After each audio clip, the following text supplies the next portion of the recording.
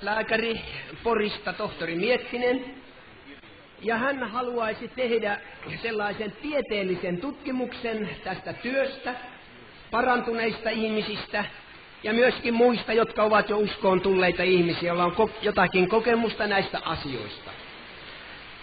Minä uskon, että me varmaan haluamme olla myötä auttamassa. Sitähän ei voi tehdä mitään tutkimusta ihmisten kanssa, jos ei ihmiset ole siinä mukana. Olisiko teille kovin vastenmielistä olla mukana tässä, vai olisiko se mieluista olla mukana tällaisessa tutkimustyössä? Kuka hyväksyy tällaisen asian? No niin. Suomen kirkko, sen tutkimuslaitos on 2 vuotta tehnyt tätä tutkimustyötä, ja lähitulevaisuudessa ne tulee sen julkaisemaan, ja siitähän on jo väliraportteja tullut Suomen lehdistössä ja myöskin ulkomaille mennyt siitä tietoja.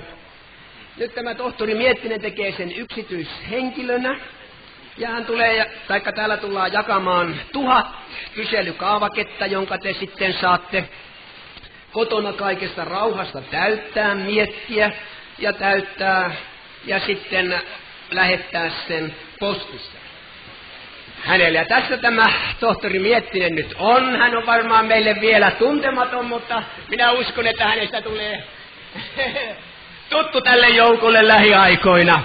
Ja nyt sinä saat tämän asiasi esittää. Tässä on lampaita.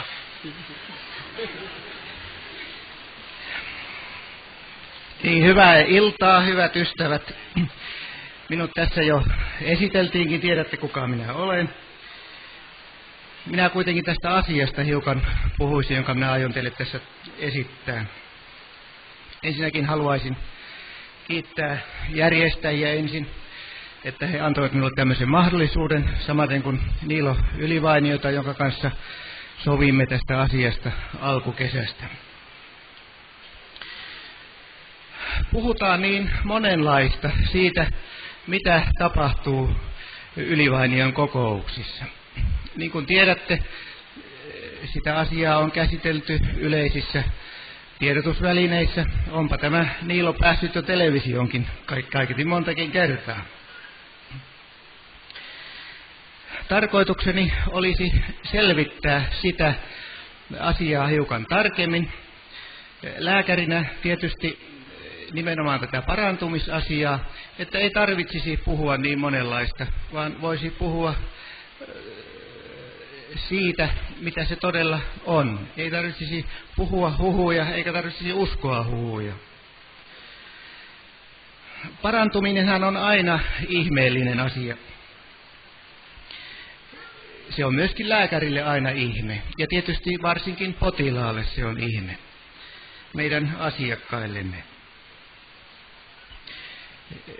Vaikka ajattelemme vain pientä haavaa, jonka jokainen on varmaan saanut joskus sormeensa, niin se paranee. Ja me tietysti voimme selittää, kuinka ja miten se paranee. Sen me tiedämme, sen mekanismin ja sen prosessin, joka siinä tapahtuu. Mutta emme tiedä, emme me lääkäritkään tiedä, miksi se tapahtuu. Se on ihme.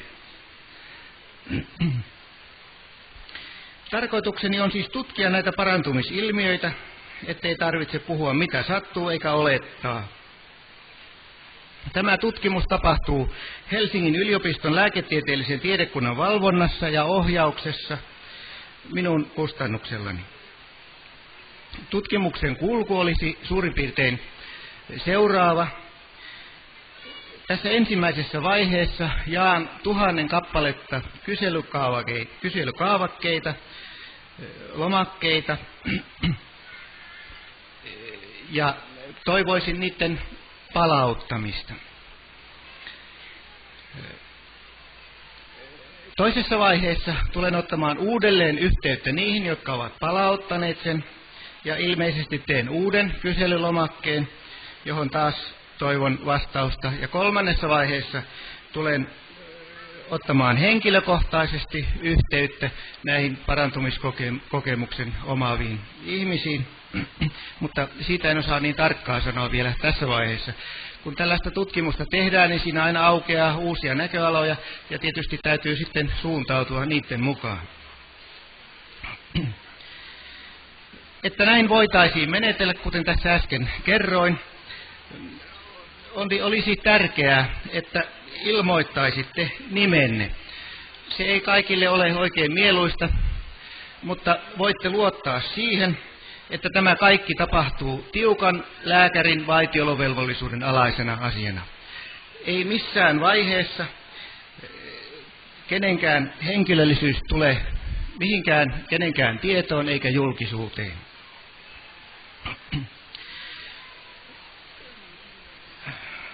Toivoisin, että kaavakkeen ottaisivat vain sellaiset henkilöt, jotka todella haluavat olla tässä yhteistyössä mukana ja haluavat vastata tähän kyselykaavakkeeseen.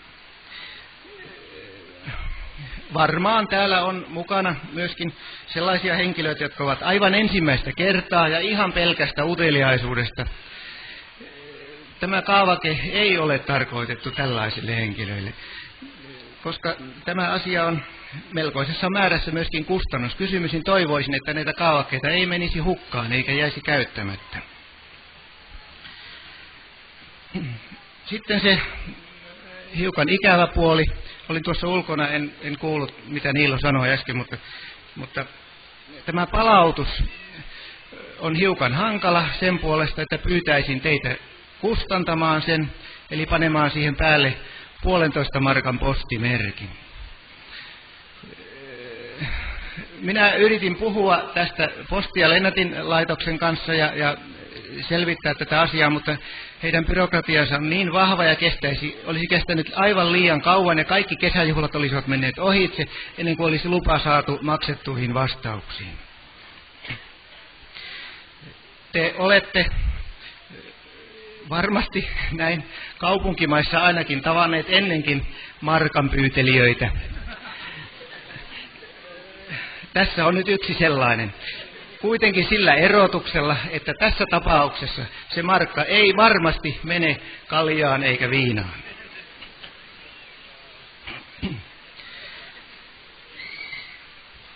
Tutkimuksen kannalta on yhtä tärkeää, että kyselyyn vastaavat sekä parantumisen kokeneet että sellaiset henkilöt, joilla ei ole parantumiskokemuksia. Selvyyden vuoksi korostaisin sitä seikkaa, että parantumisella tässä yhteydessä tarkoitetaan nimenomaan parantumista jostakin sairaudesta, viasta, vammasta, vaivasta tai oireista. Ei siis hengellistä parannusta tai parannuksen tekoa. Kyselykaavake sisältää kaikkiaan 7 lehteä. Tässä päällimmäisenä on ohje, jonka pyydän ensin tarkasti lukemaan. Ja sitten näitä kysymyksiä on tässä muutamia sivuja. Ja palautusosoitteet on siinä. Tässä on sekä minun nimeni että Niilo.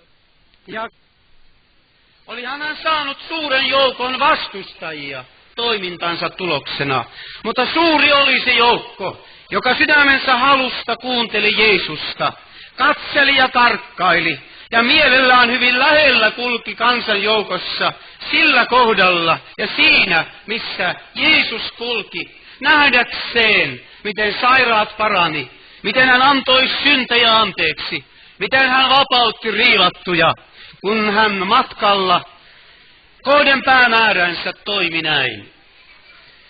Matkansa loppupäähän Jeesus oli vielä suunnitellut isänsä suunnitelmissa yhdessä, niitä suunnitellen ja isänsä suunnitelmissa käyden, ilmoittanut 2 erikoista päivää. Tänään ja huomenna minä parannan sairaita. Ja nämä viimeiset kokoukset meinasi Herodes keskeyttää arvovallallaan, kieltäen Jeesusta julistamasta hänen valta-alueellaan enää tätä sanomaa. Mutta Jeesus antoi lähettiläille perin tylyn ja oudon vastauksen. Tänään ja huomenna minä parannan sairaita, ajan ulos viivaajia ja 3. päivänä saavun sitten Jerusalemiin. Niihin tapahtumiin, joista profeetat olivat ilmoittaneet. Kun jotakin henkilöä on lähellä, tuntee hänet paremmin, niin hänen muutamat sanansa kertoo meille enemmän kuin mitä vieras ymmärtää hänen sanoistaan. Esimerkiksi, Monista Niilon sanoista minä voisin pitää puolen tunnin puheen, kun hän on jonkun sanan sanonut. Minä tiedän taustan sanoille, minä tiedän vähän paremmin kuin sinä, mitä hän kaikella sillä tarkoittaa. Jeesus Kristus, elämänsä loppuhetkiin tullessa, ei käynyt vieraskäynneillä, uskonnollisten johtajien kauniissa palatseissa, ei käynyt maaherran eikä kuninkaitten puheilla pyytäen jonkun kaltaista tunnustusta työstään. Ei hän kulkee sairaitten, kärsivien, sidottujen ja vaivattujen keskellä, ilmoittaen 2 suurta päivää, tänään ja huomenna minä parannan sairaita, ajan ulos riivaajia ennen saapumistani matkani päähän. En nyt usko, että meidän toimintamme päättyy huomenna, vaan se jatkuu vielä. Mutta jos niinkin kävisi, että meidän kuninkaamme saapuisi, ja tänä iltana ja huomispäivänä pitäisimme viimeiset kokoukset, niin onnellinen olisi päätös, kuninkaallinen olisi päätös lähteä meidän kotimatkalle sen Herran luokse, josta olemme saarnanneet, johon olemme uskoneet ja jolta koko elämän lahjaksi saimme, syntimme anteeksi, uuden elämän mahdollisuuden. Ja vuosia ja vuosikymmeniä hän on nostanut ja kantanut, auttanut tähän iltahetkeen saakka. No mitä tämä kokous sitten meille sanoo? Nämä sanat, siellä missä Jeesus on, hänen ohjelmansa on tänään ja huomenna samankaltainen. Vain tällä vajavaisuuksien maassa meidän katseemme laahustaa usein niin alhaalla, että se ei juuri tätä ylemmäksi tahdo monillakaan nousta. Ylivainoo tuossa Lahti ja Vuorisen Matti, ja sitten se assistenttikin siinä aina muutaman minuutin käyttää sitä kallista aikaa. Oi, jos näkisit vähän ylemmäksi tänä iltana. Tietäisit ja tuntisit nämä jumalalliset lait. Ei vain, emme me ole täällä ainoastaan. Täällä on Kristus, Jumalan poika, jolla on ohjelma vakuutettu ja murentumaton henkensä sanansa kautta läsnä. Ja hän on jo ohjelmoinut tämän kokouksen, mistä hän vain löytää sidotun apua odottavan ihmisen. Tänään hän toimii. Tänään hän toimii. Tänä iltana hän vapauttaa sinut. Sinä sairas, kärsivä matkamies. Nosta vaikka viimeisellä voimillasi katseesi nyt yläpuolelle tämän lavan. Kuule, tänä iltana hänen ohjelmansa on muuttumaton. Sinua varten hän täällä on. Sinun auttajasi hän on. Ja kun sinä sen näet, niin sinä alat kuunnella toisen kaltaisella tarkkaavaisuudella.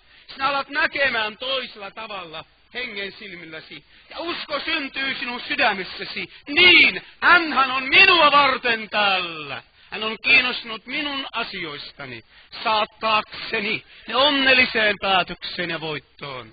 Ja tänä iltana sateen ropsuttaessa telttakattoa kaikuisi pelastettujen suurempi ylistys, monilukuisempi ylistys, ja monien parantuneitten ja pyhällä hengellä täyttyneitten suloinen hengen ja sielun sinfonia tälle kuninkaalle, jonka ohjelma on tässä kirjassa hyvin selväpiirteisenä. Ei ole vedetty ohjelmanumeroja välillä yli ja siirretty viikosta viikkoon ja siirretty hänen parantumiskokouksia vuodesta vuoteen. Ei, tämän päivän ohjelma on murentumaton hänen suunnitelmissaan. Aamen.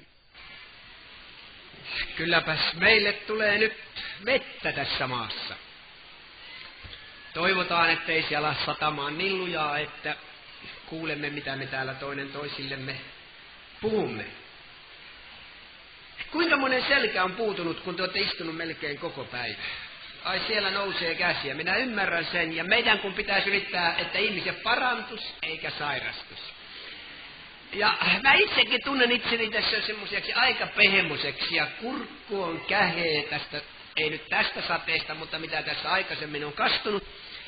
Niin minä tunnen, että nyt tarvittaisiin oikein erikoinen Jumalan armo ja Jumalan armon henki tämän kokouksen ylle. Mitä jos me nousemme ylös ja yhdessä hetkisen palvomme Herraa? tulee kaksi suloista asiaa yhtä aikaa. Saamme sanoa Jeesukselle, että Jeesus, minä rakastan sinua.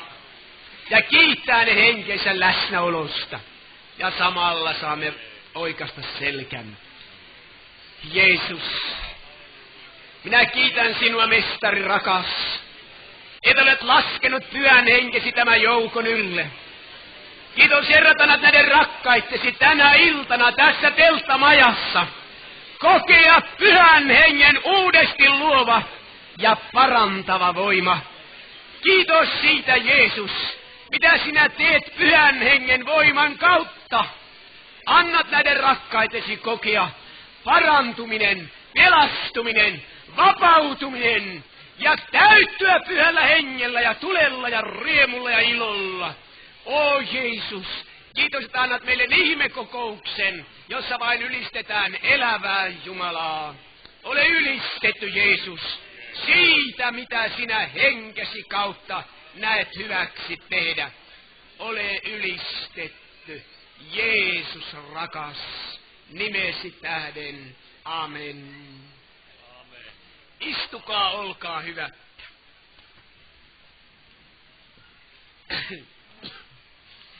Kyllä minun kurkkuni on nyt niin karhea, että minä todella tarvin armoa, että minä tässä pystyisin jotakin sanomaan. Minä tässä menneenä päivinä vähän kastuin, ja kun en minä enää ole uittomies enkä metsämies, niin ei sitten oikein enää kastumisia paljon kestäkään.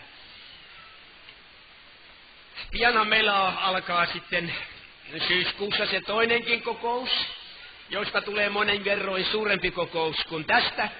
Ja koska teitä on näin paljon täällä nyt koolla, niin minä lyhyesti vain tässä mainitsin, että te varmasti muistatte sen, että meillä on sitten syyskuun 13. päivä Helsingin Senaatin torilla sitten se olutkapina. Kapina viinaa ja olutta ja välikaljaa vastaan. Ja siellä tarvitaan sitten semmoisia rohkeita, innokkaita ja palavia ja tulisia ihmisiä, jotka haluaa tämän nuorison parasta, haluaa raitista nuorisoa, tervettä nuorisoa ja onnellista nuorisoa. Niin tervetuloa sitten sinne mukaan. Syyskuun 13. päivä kello 13 Senaatin torilla sitten tapaamme. Koska täällä on paljon, jotka eivät ollut eilen ja minä jotakin mainitsin, niin minä vaan tässä lyhyesti mainitsin, että tajuatte, että ei ole leikkiasioista kysymys, vaan on tosiasioista kysymys. Viime vuonna Suomessa tuli lähes 10 000 avioeroa, yli 5 000 asumuseroa, yli 11 000 orpoa. Kansa joi yli 28 miljoonaa litraa väkevää juomaa, kulutti viinaan Alkon kautta viime vuonna 5 miljardia nykymarkkaa. Sillä rahamäärällä olisi voitu rakentaa Helsingistä Kilpisjärvelle 1204 kilometrin matkalle, joka 50 metrin päähän omakotitalo, joka olisi maksanut 200 000 markkaa. 25 000 omakotitaloa olisi voitu rakentaa sillä 5 miljardilla markalla. Ja siitä olisi tullut niin korkea setelipino, me mitattiin se pankissa toissa päivänä. Jos 50 markan seteleitä olisi prässätty nippuun, siitä olisi tullut 9 kilometriä korkea torni. 100 markan seteleistä olisi tullut 4,5 kilometriä korkea torni, jos ne olisi päällekkäin ladottu, niin te ymmärrätte, että jotakin on nyt mätää tämän kansan elämässä, eikö ole? Me emme koko kansaa pysty pelastamaan, se on varma asia. Ihmiset aina ne juo vaikka tervaa toiset, mutta joka tapauksessa meidän täytyy tämä nuoriso saada jollain tavalla käsittämään, että nyt on tullut aika etsiä uutta elämää ja uusia elämän arvoja. Ja että me saadaan välikalja pois tuolta nuorison ulottuvilta, niin silloin meidän täytyy vaikuttaa hallitukseen ja eduskuntaan, koska heillä on valta säätää laki, miten päin nämä viinajonot ja purot juoksee. Ja että ne saataisiin juoksemaan sinne Alkoon päin takaisin, eikä kansaan päin. Tässä on nyt tällainen alkupuhe. joku voi sanoa, että no tämähän on moraalipuhetta. No kyllähän nyt kristityn pitää moraalisesti korkealla tasolla olla, vai mitä?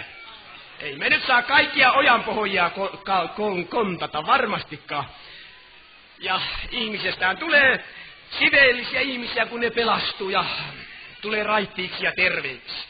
No niin, Herra siunatkoon, ja me rukoilemme väkevästi Jumalaa, että Jumala antaa niin väkevän ja voimallisen herätyksen, että se koskee kaikkia yhteiskuntaluokkia tässä maassa, ja että tämän kansan tulevaisuus voidaan taata. Ja se voidaan taata, jos Herra ilmestyy tämän kansan keskellä, niin Jumala voi tämän pienen kansan varjella tuholta tulevina päivinä. Oletko sinä valmis rukoilemaan tämän kansan puolesta, että Jumala ilmestyy vielä väkevemmin kuin tähän asti? Kuinka moni uskaltaa luvata rukoilla? Jeesus, teitä siunatkoon. Kiitoksia teille. Sana, jota minä ajattelin tässä ennen tätä kokousta, se löytyy Luukkaan evankeliumin 18. luvusta. Ja myöskin samasta asiasta kerrotaan Markuksen 10. luvussa. Ja siellä kerrotaan merkillisestä tapahtumasta ja ihmeestä, minkä Jeesus teki. Kun me luemme Jumalan sanaa, 4 evankeliumia Jeesuksen päiviltä, niin me tapaamme vain siellä ihmeitä ihmeiden jälkeen. Jeesus teki ihmeen jälkeen. Ja Raamattu kertoo, kun kansa näki ne ihmeet ja tunnusteot, jotka hän teki, niin he uskoivat. Apostolit, kun he lähtivät, kun Herra heidät lähetti, he tekivät kaikkialla ihmeitä Jumalan voiman kautta. Ja kun ihmiset näki, mitä Jumala teki Pyhän Hengen voiman kautta, siellä missä nämä apostolit liikkuivat, niin ihmiset uskoivat, että Jeesus Kristus on kuollut, ylösnoussut ja elää. Ja nyt minä kertoisin täältä Raamatusta eräästä Jumalan ihmeestä. Nimittäin kaikki eivät hyväksy Jumalan ihmeitä. Kaikki ihmiset eivät hyväksy Jumalan pelastustekoja. Kaikki eivät edes hyväksy sitä, että tehdään hyvää kansalle. Kaikki ei hyväksy sitäkään, että tuo kirottu myrkky otetaan nuorisolta pois. Luulisi jokaisen järkevän ihmisen hyväksyvän, että me saataisiin raitis ja terve nuoriso, mutta ei vaan kaikki hyväksy sitäkään. Niin kuinka ne voi sitten hyväksyä kaikkia Jumalan tekojakaan?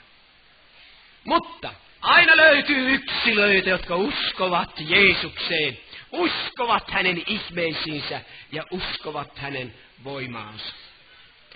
Tässä kerrotaan, että Jeesus oli ollut Jerikossa ja lähestyi Jerikon kaupunkia. Ja sitten sanotaan, että hän meni suuren kansanjoukon kanssa.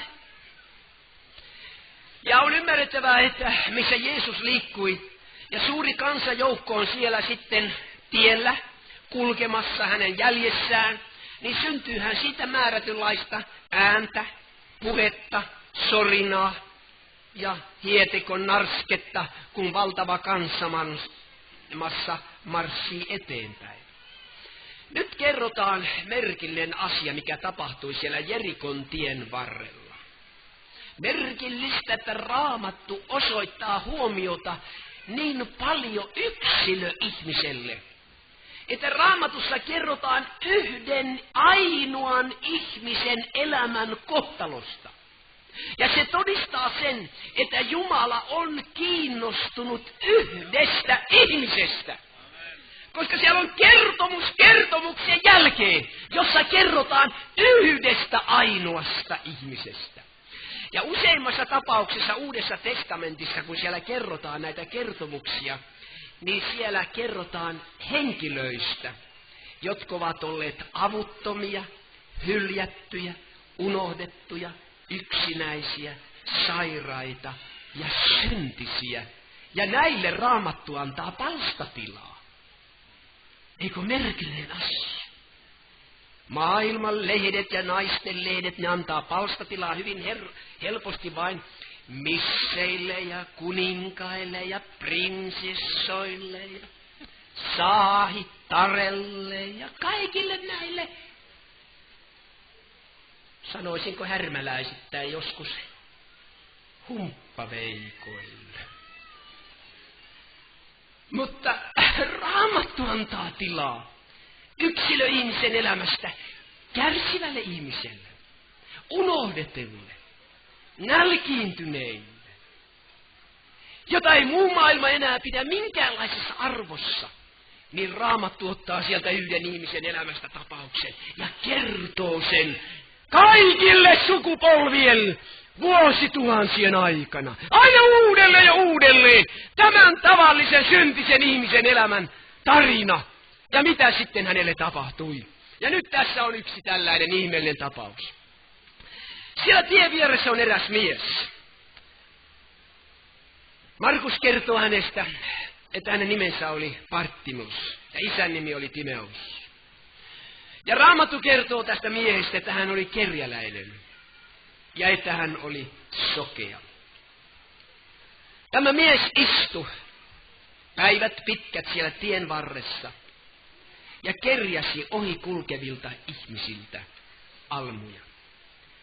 Voit ymmärtää, miten raskasta sen aikaisissa olosuhteissa oli elää, kun hän oli lapsena menettänyt näkönsä, hän oli joskus nähnyt, mutta se oli lapsuudessa mennyt. Päivästä päivään kulkea kepin kanssa, kantaa vain sellaisia vaatteita, joita joku armollinen ihminen oli hänelle antanut, jota itse enää voinut käyttää. Istua tien varressa tai jonkun portin läheisyydessä. Ja silloin kun korvillaan kuuli ääntä tieltä, sitten ojentaa kätensä ja pyytää almua. Joskus sai, useimmiten ei saanut. Koita ymmärtää, miltä tällaisesta ihmisestä tuntui, kun ilta tuli. Hänhän tunsi lämmön ja kylmän niin kuin kaikki muutkin ihmiset. Hänellähän oli sydän niin kuin kaikilla muillakin ihmisillä. Hänellä olisi ollut kyky rakastaa ja kyky vihata niin kuin kaikilla toisillakin ihmisillä. Koitapa ajatella, kun ilta tuli. Äänet hiljalleen vaimeni maanteilta. Ja tämä sokea Bartimeus pimeydessä siellä ajattelee, mihinkähän minä voisin mennä. Ja pääni yöksi kallistaa.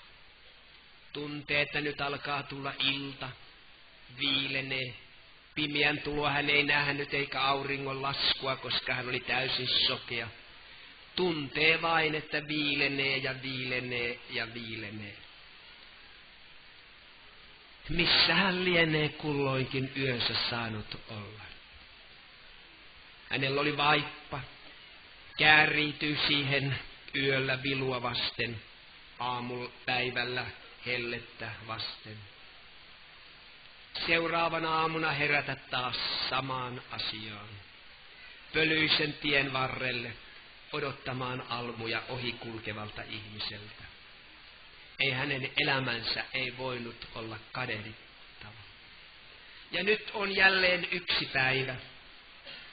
Hän on tullut siihen tien varteen, vai liekö siinä läheisyydessä ollut koko yön jossakin puun varjossa. Mutta hän on nyt joka tapauksessa siinä tien varrella.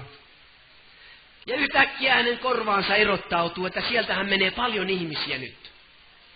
Suuri kansajoukko menee tästä ohitse. Ja hän kysyy siinä joiltakin henkilöiltä, jotka hän tuntee, että siellä lähellä menee joitakin ihmisiä, niin hän korottaa vähän ääntä ja kysyy, mitä siellä tiellä nyt menee? Mitä väkiä siellä nyt kulkee? Ketä siellä oikein menee, kun tällainen kansajoukko menee tästä lähettyviltä ohitse? Joku tulee hänen luoksensa ja sanoo, se on Jeesus, Daavidin poika. Se on Jeesus. Se on se paljon kiistelty mies, josta toiset sanoo, että hän on Messias. Toiset sanoo, että hän on Israelin tuleva kuningas. Se on se mies, joka on parantanut sairaita. Ja silloin alkaa elämään tämä sokean sisäisessä maailmassa toivo. Jeesus, Daavidin poika. Silloin tuo mies voisi auttaa minuakin. Ja Raamattu kertoo, mitä tämä sokea Bartimeus teki. Raamattu sanoo, että hän huusi, Jeesus, Daavidin poika, arma! minua. Hän ei osannut tehdä muuta, kuin hän huusi syvyydelle huutaa. Tämä sokea Bartimius oli syvyyksien syvyyksissä. Hän oli syvyydessä ajallisesti. Hän oli sokea, hän oli köyhä, hän oli sairas, hän oli syntinen, hän oli unohdettu, hän oli hyljätty, hän oli syvyydessä. Jumalan poikakin oli syvyydessä, mutta hän oli Jumalan syvyydessä, Jumalan ikuisessa rakkaudessa, Jumalan ikuisuuksien maailmasta tulleena, Jumalan poikana. Jeesus, Daavidin poika, armahda minua. Tämä huuto tulee hänen sydämensä syvyydestä. Hän tarkoitti sitä, mitä hän huusi. Hänellä oli todellinen hätä, että minun on saatava apu. Ja minun on saatava apu tänään. Tässä ja nyt. Tuskin hän sitä sanontaa ymmärsi käyttää, mutta hänen täytyi saada apu tänään. Hän huusi. Mutta merkillinen asia. Tässä Raamatussa sanotaan. Edeltä kulkijat nuhtelivat häntä saadakseen hänet vaikenemaan. Eikö ole merkillinen asia, että löytyi ihmisiä, joilla oli otsaa, oli luontoa ja oli sydäntä yrittää vaientaa tämän kärsivän syntisen ihmisen tuskainen huuto. Edeltä kulkijat nuhtelivat häntä saadakseen hänet vaikenemaan. Kaikkina aikoina on ollut ihmisiä, jotka yrittävät saada syntisen ihmisen tukkimaan suunsa, että hän ei huutaisi sydämensä tuskaa ja hätää elävälle Jumalalle. Muuten saa maailmassa huutaa ja melstata. Suonenjoella saa kyllä mansikkajuhlia pitää ja roikastaa siellä, kun Pohjanmaan vihaset sonnit ja härät mylviä. Ei sitä huutoa kukaan niin erikoisemmin vaienna, eikä pahanakaan edes pidä. Mutta jos syntinen alkaa tosissaan etsimään elävää Jumalaa, ja sairas alkaa tosissaan huutamaan, Herra, paranna minut Jeesus, silloin voi löytyä ihmisiä, jotka sanoo, ei tällä tavalla, ei tällä tavalla, siistimmin, rauhallisemmin, tasaisemmin, ei hurmosta, ei hurmahenkiä. Me haluamme rauhallisesti vaan noin. Ja jos nyt rukoileekin hiljaa illalla peitteen alla, Isä meitäni. Ei saa huutaa, ei, se on hurmahenkisyyttä. Tämä sokea Bartimius veisas ihmisten hurmahenkisyysajatuksista. Raamattu sanoo, että mitä enempi häntä kielsivät, sen enempi hän huusi. Siinä oli kaveri. Kerta kaikenlaista hattua sille miehelle, joka ei pelännyt ihmisiä. Ja jos hän olisi ihmisiä pelännyt, hän olisi jäänyt apua vaille. Jeesus olisi kulkenut ohitse siitä. Tämän miehen piti itseensä ilmaista, että se olen minä, joka haluan nyt pelastua. Se olen nyt minä, joka haluan tulla terveeksi. Hänen itseensä täytyy ilmaista oma asiansa. Siitä huolimatta, vaikka edeltä kulkijat koittivat saada hänet vaikenemaan. Monien ihmisten kohdalla nämä edeltä kulkijat onnistuvat, että ne saa ne vaikenemaan. Nytkin näyttää siltä, että jotkut edeltä kulkijat yrittävät saada meidät vaikenemaan tässä olutkapinassa. Että me olisimme vaan suutukossa ja antaisimme nuorison juoda vaan ja niistä tulisi alkoholistia ja alkoholistiperheitä vaan lisääntyisi tässä maassa. Ja kärsiviä ja onnettomia ihmisiä, mielisairaita ihmisiä ja vankilan asukkaita vaan tulisi lisää. Viinahan niitä tekee, eikö totta? Ja meidän pitäisi olla hiljaa vaan, että toiset saa prällätä ja tehdä kansasta sairaita, ontuvia, invaliidia, onnettomia koteja. Mutta ei saisi huutaa. Ei saisi korottaa ääntä. Minä luin Ilta-Sanomasta tällä viikolla.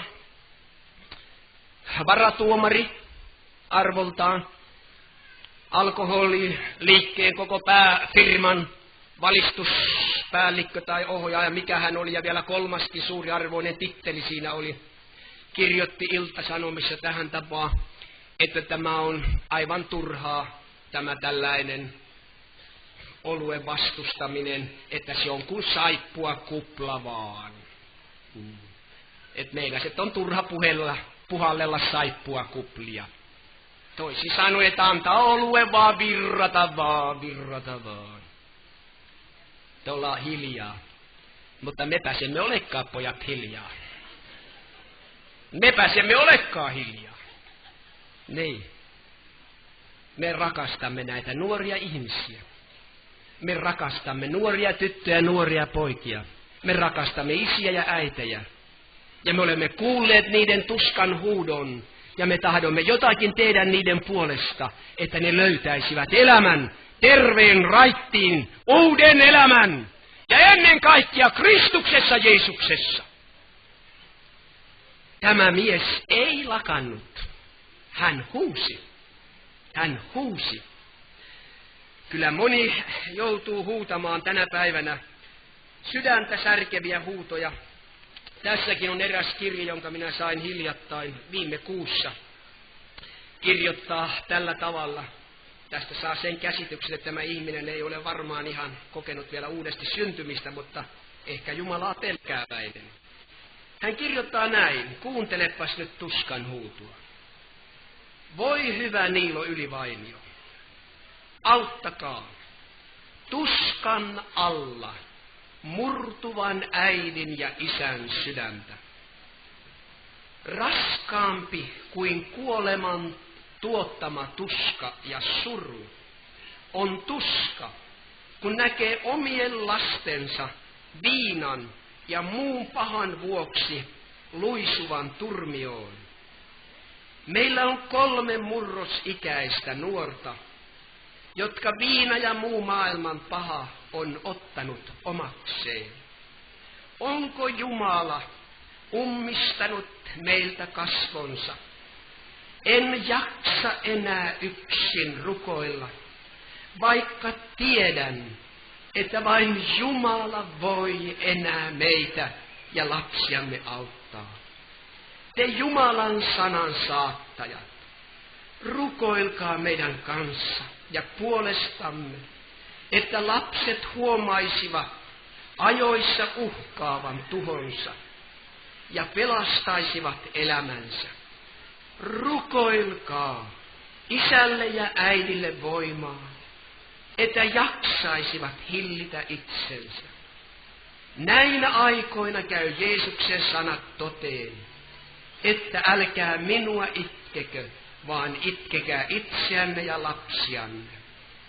Meidän 2,5-vuotias pikkutyttö lohduttaa, kun itken, ettei taivaan isä aja veljeä pois taivaan isän ruokapöydästä. Voi, kun vain kokoaisi kaikki maailman nuoret. Tuskani on niin suuri, että tunnen murtuvani sen alla. Auttakaa rukouksissanne minua ja perhettäni. Rukouksenne voimaan luottava äiti. Älkää antako meidän murtua tuskamme alla. Tässä on Jerikon tien varrelta tuskan huuto. Tuskan huuto. Että Jumala vastaisi tähän tuskan huutoon. Voi miten maailmasta nousee monta tuskan huutoa näinä päivinä. Nuorten, keski-ikäisten, ja jopa vanhustenkin sydämestä kohti taivasta. Mutta mikä surkeinta, monet ihmiset eivät tunne Jeesusta Kristusta. Miltä ja mistä ja keneltä ainoalta apu voi tulla ihmisen elämään. Ja olkoon nyt tänä iltana sinun hätäsi ja tuskasi mikä tahansa. Anna se yhden kerran oikein pusertautua ulos sinun sielustasi kohti taivasta ja kohti Jumalaa. Että nähdään, sinä tarkoitat sitä, mitä sinä rukoilet. Olkoon maailma ja sielun vihollinen, miten vastassa tahansa. Sano Jeesus, Daavidin poika, armahda minua. Armahda minua, pelasta minun sieluni. Raamattu kertoo, että Jeesus pysähtyi tiellä. Voi miten siunattu sana Raamatussa, Jeesus pysähtyi tiellä. Ajattele, kun yksi vaivainen, sokea, likainen, köyhä, kerjäläinen, sairas ihminen huutaa sydämen tuskassa. Jeesus pysähtyi. Pysähtyy. Ja katsoo henkilöä siellä tien varressa. Ei tuomitakseen hänet. Eikä syyttääkseen, että kun sillä ja sillä tavalla olet elänyt, niin elämä on noin mennyt. Vaan katsoo rakastavasti sokeaa miestä, joka siellä istuu. Ja sanoo opetuslapsilleen, kutsukaapas tuo mies tänne. Ja silloin muutamia opetuslapsista menee äkkiä sinne tien viereen ja sanoo merkilliset sanat tälle kärsivälle ihmiselle. Sano näin. Ole turvallisella mielellä. Nouse. Hän kutsuu sinua. Voit ymmärtää, miltä se tuntui tälle miehelle, mikä vaihdos se oli. Äsken siinä oli toisia henkilöitä, jotka vihasena sanovat, älä huuda, ole vaiti, älä huuda, älä häiritse, älä häpäise. Nyt tuli Jeesuksen omia, Jeesuksen lähettiläitä, ei edeltä kulkijoita, vaan Jeesuksen lähettiläitä ja sanoi, ole turvallisella mielellä, nouse, hän kutsuu sinua. Ajattele, miten samalla maantiellä, samassa kokouksessa, muutamien metrien etäisyydellä toisestaan voi olla kahdenlaisia ihmisiä, eikö merkillinen asia? Niin kuin täälläkin istuu samalla penkillä kahdenlaisia ihmisiä.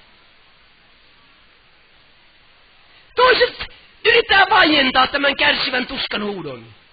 Toiset tulee ja sanoo, ole turvallisella mielellä, nouse nyt hän kutsuu sinua. Kumpaan ryhmään sinä kuulut? Minä haluan kuulua näihin, jotka sanoo, ole turvallisella mielellä. Vaikka paita menisi, niin näiden kanssa minä haluan. Kerta kaikkiaan. Pääsee Raamatun lehdille, kun on näiden kanssa yhtä mieltä. Kyllä nämä toisetkin pääsi, mutta niitä aina muistutetaan, että ne oli semmosia. Ja vielä tuomiopäivänäkin ne tulee sieltä ne toiset sieltä. Ja tämä on se porukka tuolla kulmassa seisoo, se porukka, joka sanoo sokealle miehelle, että ole vaiti, ole hiljaa. Silloin ne painaa päässä alas. Kyllä olimme hulluja, kun kielsimme sitä poikaa huutamasta. Mutta ne, jotka sanoo, että turvallisella mielellä, ne taivaassakin vielä ne pomppii kuin kummipallot. Halleluja. Minä kun tapaan tämän parannetun miehen siellä taivaassa, niin kuule mä menen sen rinnalle ja mä sanon, että tuu kuule Lasimeren rannalle ja istutaan siellä ja kuule kertoile mulle oikein, miltä se tuntui. Ja siellä on aikaa. Ole turvallisella mielellä. Nouse. Hän kutsuu sinua. Tämä ei ollut vielä kokenut parantumista. Eikä hän ollut kokenut vielä pelastumista. Mutta Jeesus lähetti jo hänelle sanan. Ole turvallisella mielellä. Ja opetuslapsi sanoi, nouse. Hän kutsuu sinua. Tänä iltana kuule sinulle, joka et ole vielä pelastettu, etkä parantunut. Sinulle sanotaan jo, ole turvallisella mielellä. Jeesus kutsuu sinua. Hän kutsuu sinua. Hän on lähettänyt siunatun pyhän henkensä meidän yllemme kutsuvana, rakastavana, lämpimänä voimana tässä telttamajassa. Mitäs tämä kaveri teki sitten siellä tien varressa? Sanoiko hän näin, että Ei nyt näin yhtä äkkiä. Mun pitää miettiä tätä asiaa. Tämä on niin vakava asia, ettei siihen voi vastata heti näin. Mä nyt mietin tätä. Eilenkin täällä taisi joku olla kokouksessa, joka arveli, että no ei, olkoon nyt tänä iltana vielä tämä ratkaisu tekemättä, että minä nyt tuumin tätä vielä. Jos olet nyt täällä tänä iltana, niin älä nyt vaan enää tästä illasta eteenpäin tuumi. Niin, lopetaan nyt tuumimiset tähän jo ja ala jo siellä kääntyillä Herraan päin siellä penkissä nopeasti. Tästä miehestä sanotaan, että hän kavahti seisomaan, heitti vaipan päältänsä ja tuli Jeesuksen tykö. Minusta tuntuu, että hän ei ollut vielä ihan ikäloppu. Eihän ikäloppu voi kavahtaa seisomaan. Ikäloppuhan nousee vähän vaan näin. Ja vaippaakin, kun pitäisi ottaa pois, niin...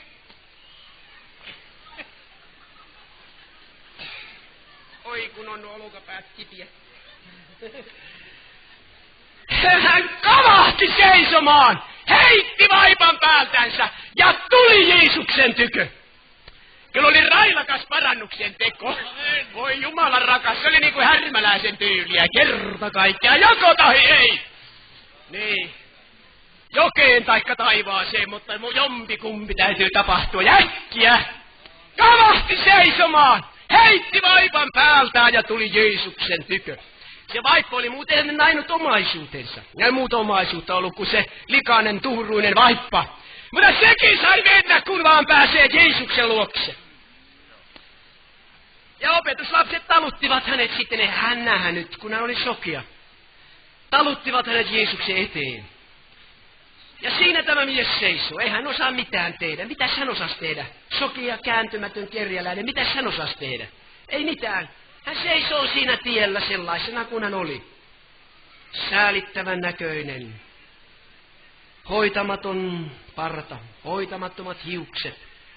Ehkä ahvottuneet, likaiset kasvot.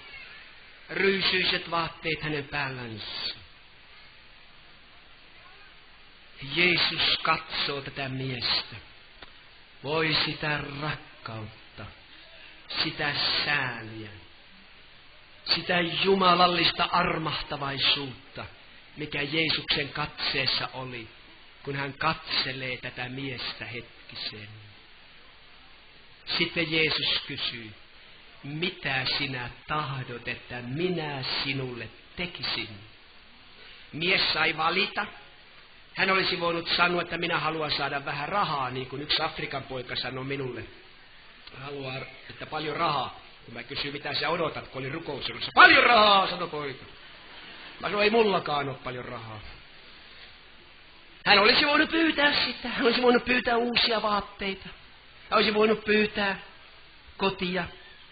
Hän olisi voinut pyytää ajallista. Ja jos hän olisi pyytänyt ajallista, Jeesus olisi sanonut Juudakselle, joka oli rahastohoitaja, anna tälle nuorelle miehelle hommaa sille uusi puku.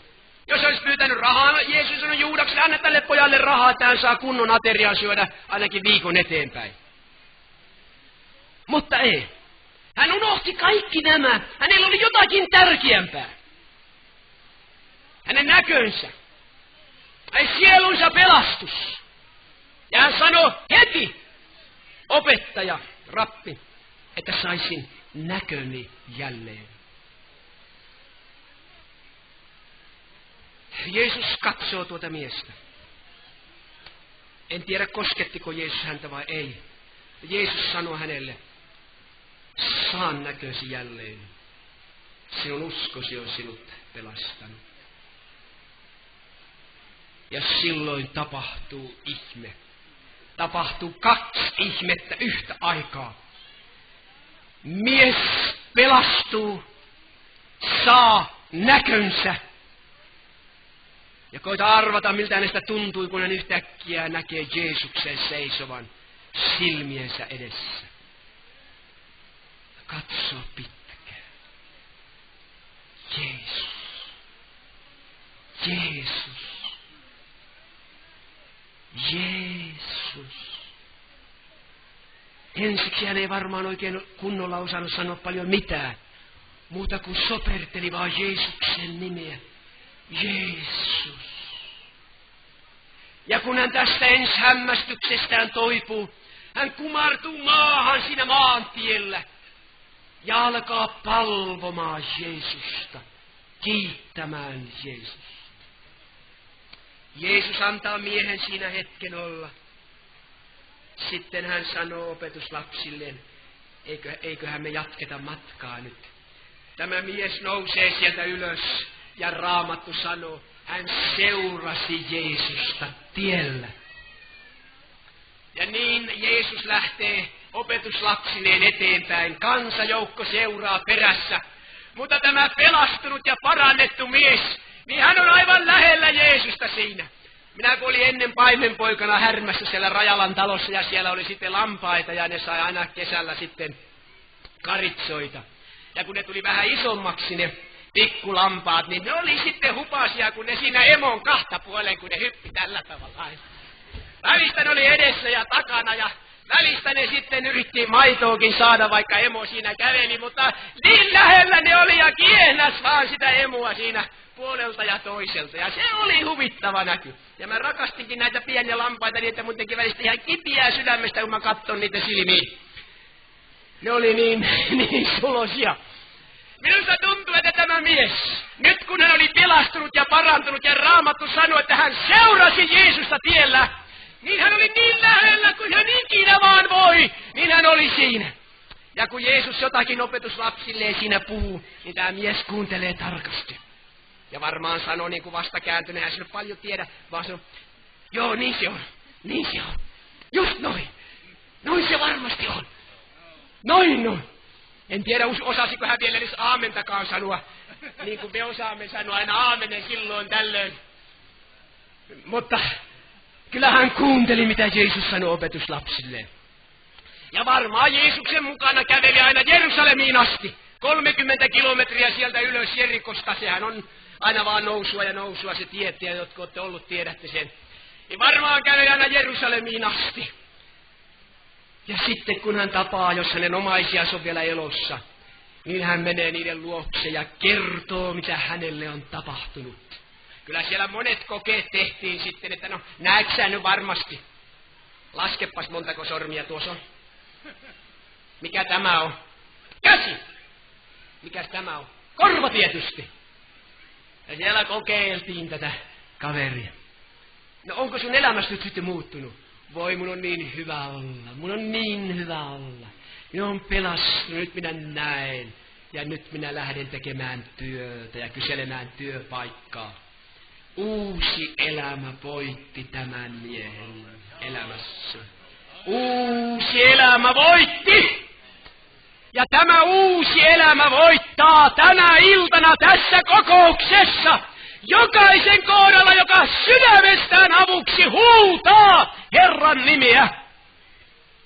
Mutta minusta tuntuu, että joskus ei meidän sydämen huuto, se ei ole oikein täyspainoinen hätähuuto Herralle.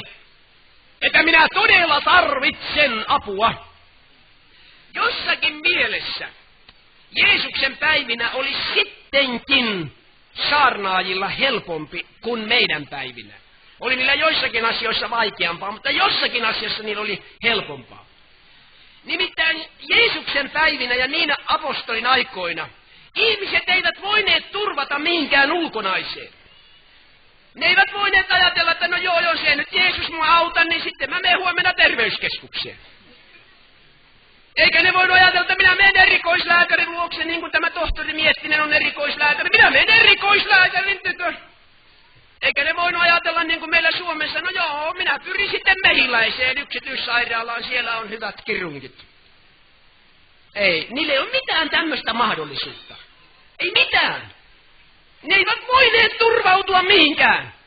Ei terveyskeskuksiin, ei apteekkiin, ei lääkäreihin, ei mihinkään. Ne ei voineet, kun ne ei ollut olemassa. Kyllä lääkäreitä oli, mutta eihän niistä nyt voi puhua samana vuosisatana, tuhantenakaan kuin meidän päivän lääkäreistä.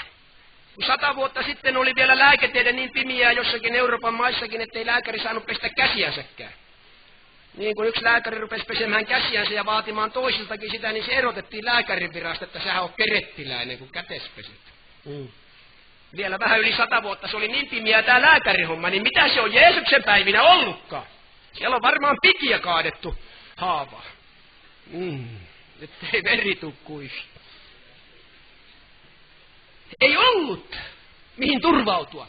Ja sen tähden, kun ne pääsi lähelle elämän Herraa, niin näiden ihmisten sydämen tuskan huuto, se oli niin totta tarkoittavaa, että se varmasti lähti koko sydämestä. Jeesus, Daavidin poika, armahda minua!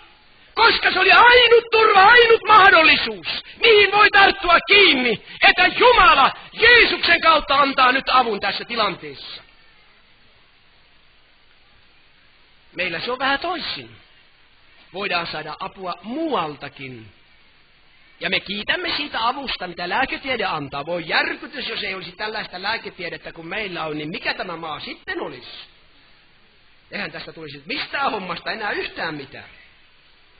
Mutta me kiitämme Herraa, että Jeesus Kristus on vielä pelastaja ja parantaja.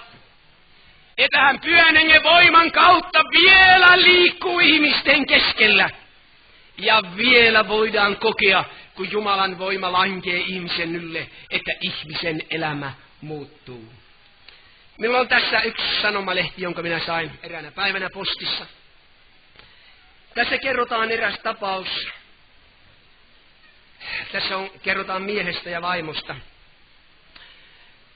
Tämä mies oli joutunut sairaseläkkeelle vuonna 1973. Sydänsairaus ja joutui invalidieläkkeelle. Sitten hänen selkänsä joutui niin pahoin, että lääkäri kielsi häneltä, että hän ei saa edes kotona tehdä kotitöitä ja auttaa vaimoaan, joka on sairas. Hänen vaimonsa oli ollut sairaalassa. Siellä alkanut lukemaan Raamattua, tullut uskoon. Ja sitten hänelle annettiin kotiavusta palveluja kotiin, auttaja. Ja myöskin hän sai valtiolta sitten, tämä rouva sai tommoset rullavaunut, tai miksi rullatuoliksi meillä niitä sanotaan, sai myöskin sellaisen. Ja näin tämä perhe sitten eli, ja vaimo istui rullatuolissa. Mies oli sydämestä invalidi eläkkeellä, selkävammainen, ettei voinut tehdä mitään kotitöitäkään. Sitten tämä vaimo vielä kaiken muun lisäksi vuosi verta. Ja nyt tässä lehdessä kerrotaan, että he olivat kuulleet, että tulen siihen kaupunkiin ja että siellä on kokous. Siinä oli vain muistaakseni 2 kokousta siinä kaupungissa. Ja nämä olivat tulleet sinne kokoukseen. Tässä lehdessä kerrotaan, että heille oli alkanut syntymään usko jo etukäteen, että no siellähän me voisimme parantua. Ne tuli sinne, ja tämä vaimo oli niin huono, hänet rullatuolissa oli sinne tuotu, ja sitten hänet oli vielä kääritty siteisiin, koska hän vuosi kaiken lisäksi vielä verta. Minä muistan, kun se henkilö oli tuossa lähellä käytävän päätä, ja miestä minä en muista vielä tänä päivänäkään. Siellä loppurukouksen aikana, kun ylistettiin Herraa, Jumalan voima lankesi tuon miehen päälle niin väkevästi, että hänen sydämensä parantui ja hänen selkänsä parantui. Jumalan voima oli mennyt sieltä läpi tämän selän. Sitten minä muistan, että minä vain siunasin tätä vaimoa. Hänessä oli tämä, miksi ne sanoo sitä, kun kovettuu täältä, mikä se nyt on se sairaus? Parkinsonitauti, niin. Hän on sieltä Etelä-Pohjanmaalta kotoisin. Ja minä siunasin hänet siinä rullatuolissa, missä hän istuu. En minä nähnyt silmilläni siinä mitään erikoista tapahtuvan. Mutta sen jälkeen, kun he olivat lähteneet kokouksista pois, Jumalan pyhä henki oli alkanut vaikuttamaan koko hänen ruumiissaan. Ja hän oli noussut ylös rullatuolista, oli parantunut. Tässä lehdessä kerrotaan, rullatuoli vietiin takaisin kaupungille. Tämä vaimo alkoi hoitamaan kotityöt, kotisisar sai lähteä pois. Hän pyöräilee, voi hyvin, eikö ole mitään hätää.